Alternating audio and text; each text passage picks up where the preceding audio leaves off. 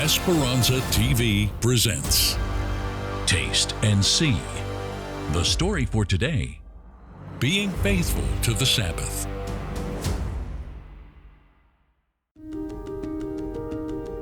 My name is Tania Martinez, and I live in Hamilton, Ohio. I was born in the United States, but my family's Honduran roots have always been with me. After graduating, I decided to go to Costa Rica to study business administration. I started in 2010, I graduated in 2014, and that's when I came back to the United States.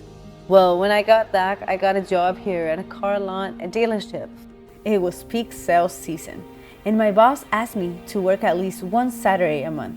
I had never experienced it before because I had always been in Adventist environments. I had even heard about people who, during college, had to say no to exams on Saturdays or things like that. And in my case, well, it hadn't been a problem until that moment. With very strong words. I still remember that there came a moment when I felt intimidated when they told me, you know that if you say no to this, you're basically quitting your job. As an Adventist, I believed in the truth of Sabbath, and I didn't hesitate to refuse his request. He warned me that it could cost me my job. Well, I quit. I remember it very well. It was a Friday afternoon. I told him, all right, I quit.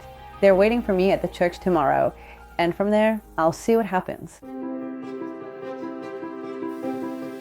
It was difficult because I didn't have much experience, and finding another job opportunity didn't seem easy. However, I trusted that God had a plan for me. Ever since I started working, always. Tithes and offerings were there. I went to church the next day, trusting in God. Obviously, yes, there's still a little fear about what's going to happen. And no, I didn't stay any longer. On Sunday, I started looking, I began to search. Just a week later, I got a new job and with an even higher salary. I felt grateful and convinced that God was taking care of me. It was literally God answering. I remember that back then, my husband was my boyfriend, and he would say to me, but the God we believe in will provide. I thought God's blessings were over when, to my surprise, 2 weeks later, my old boss called me. What is Sam doing calling me? Why is he calling me?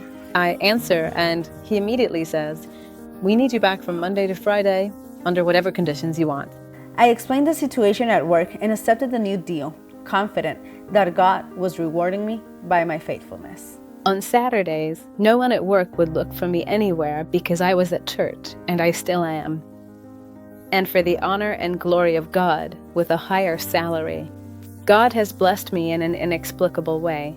I'm grateful, very grateful to God, and even more so for being faithful to Him.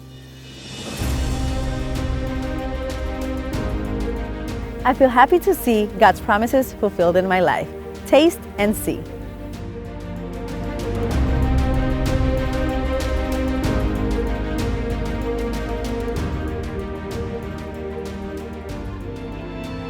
Now let us prepare to be faithful to God with our tithe and offerings.